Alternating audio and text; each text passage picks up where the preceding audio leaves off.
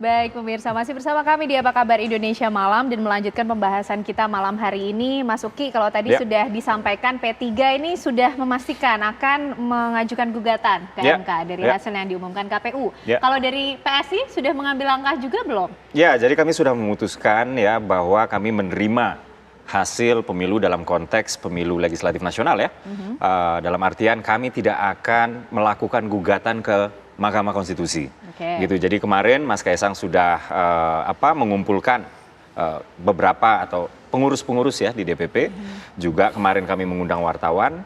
Pertama-tama kami ucapkan terima kasih kepada seluruh yang sudah datang ke TPS ya, yang sudah mencoblos sehingga angka partisipasi kita atau participation rate kita begitu tinggi ya. Pilpres itu 82%, Pileg itu 79, sekian persen, dan ini jauh lebih tinggi daripada angka partisipasi di negara yang demokrasi sudah mapan yaitu Amerika Serikat. Dan ini adalah sebuah kebanggaan buat kami tersendiri, buat kita seluruh rakyat Indonesia bahwa wibawa pemilu terjaga, wibawa demokrasi terjaga. Lalu yang kedua, kami juga berterima kasih kepada seluruh pemilih PSI yang berjumlah terutama nasional ya, berjumlah 4,2 juta ya, di mana ini adalah pertambahan sebanyak 1,6 juta dari pemilu sebelumnya. Dan kami kemudian setelah menerima hasil pemilu, kami move on ya, menatap what's next gitu. Kami menatap what's next ya. Berikutnya yang pertama adalah evaluasi tentu tadi saya sudah katakan. Yang kedua, kami akan menghitung-hitung peluang ya, peluang kami di Pilkada 2024, di mana telah adalah sebuah fakta bahwa telah lahir fraksi-fraksi PSI di berbagai daerah ya. Tadi Prof. Burhan sudah mengatakan juga bahwa ada kenaikan jumlah kursi PSI di DPRD baik itu kota provinsi itu sebesar 200% lebih. Ya, dan di beberapa daerah ya seperti di Papua itu ada caleg-caleg kami yang masih mensengketakan. Ya, tapi caleg DPRD ya, bukan nasional ya. Kalau nasional kami sudah legowo gitu ya.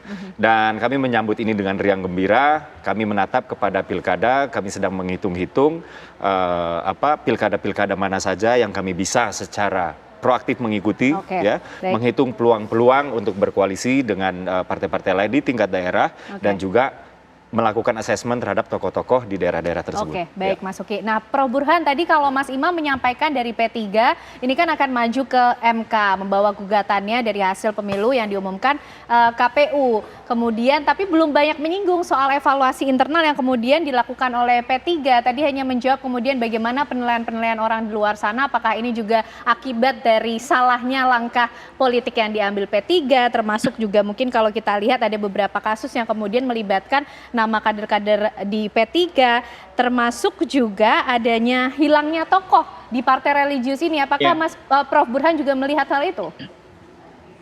Iya betul, jadi saya catat beberapa masalah serius ya yang menjadi penyebab mengapa P3 setidaknya menurut putusan KPU itu gagal lolos PT. Pertama adalah kegagalan P3 untuk melakukan rejuvenasi atau peremajaan partai. Jadi kalau kita lihat data P3 itu selalu konsisten turun. Zaman Orde Baru perolehan tertinggi tahun 77 itu sempat menyentuh hampir 30%. Tetapi kalau kita isolasi hanya pasca reformasi itu pun trennya turun terus. Ya. Tahun 99 itu sempat meraih kurang lebih sekitar 10,71%. Tetapi kemudian turun konsisten, di 2004 tinggal 9%, 2009 turun kembali jadi 5%, tahun 2014 zaman Pak Surya Dharma Ali sempat naik sedikit jadi 6%, tapi 2019 turun kembali jadi 4%. Dan sebenarnya survei-survei jelang pemilu 2024 itu alarm udah harus segera dibunyikan saat itu. Karena perolehannya selalu di bawah 4%.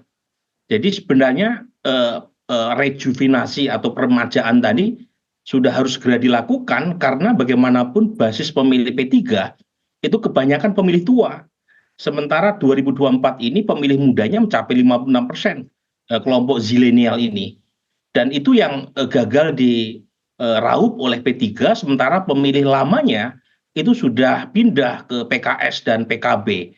Jadi kalau istilah usul fiknya itu, Ken, itu ada namanya al-muhaf atau al-qodimi soleh. Jadi mempertahankan captive lama, itu P3 gagal, saat yang sama juga gagal meraih pangsa pasar baru elektoral. Jadi wal ahdu bil jadidil aslah gagal juga. Dan itu saya kira yang menjelaskan mengapa P3 kurang begitu berhasil ya, minimal mempertahankan kursinya di parlemen. Nah yang kedua, ini pertanyaan Ken tadi, data exit poll indikator itu juga menunjukkan hasil yang menarik. Jadi di antara 3,8% pemilih P3 yang menggunakan hak pilihnya di tanggal 14 Februari kemarin, itu sebagian besar pilihannya ke Pak Prabowo 57,8%. Kemudian pemilih P3 yang memilih Mas Anies itu ada di peringkat kedua 27%. Dan hanya 15% pemilih P3 yang memilih Ganjar Pranowo. Jadi padahal Ganjar Pranowo adalah capresnya P3. Jadi ini artinya ada problem terkait dengan penerimaan basis massa P3 ya, dan mungkin itu yang menjelaskan mengapa basis tradisional P3 itu tidak memilih Mas Ganjar. Saat yang sama mereka merasa aspirasi elit P3 untuk mendukung Mas Ganjar itu bertentangan dengan aspirasi grassroots mereka.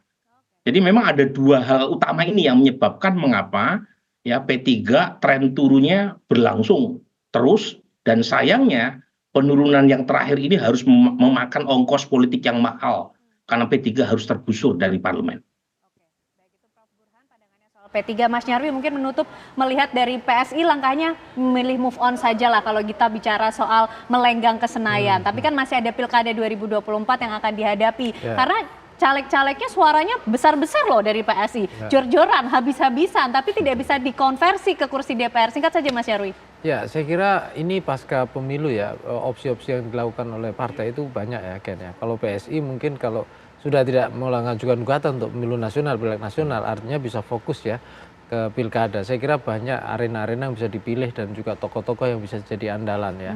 Nah itu saya kira langkah yang arif lah ya, yang masuk akal dan itu bisa terukur nantinya seperti apa strateginya. Nah yang kedua bagi P3, saya kira juga masih ada peluang. Kenapa? Karena kalau PSI ini kan sampai 1,2% ya, kalau mau ke 4%. Nah kalau P3 ini kan hanya sekitar 0,13an ya, dari 3,87 ya, artinya sekitar 20-an ribu suara gitu.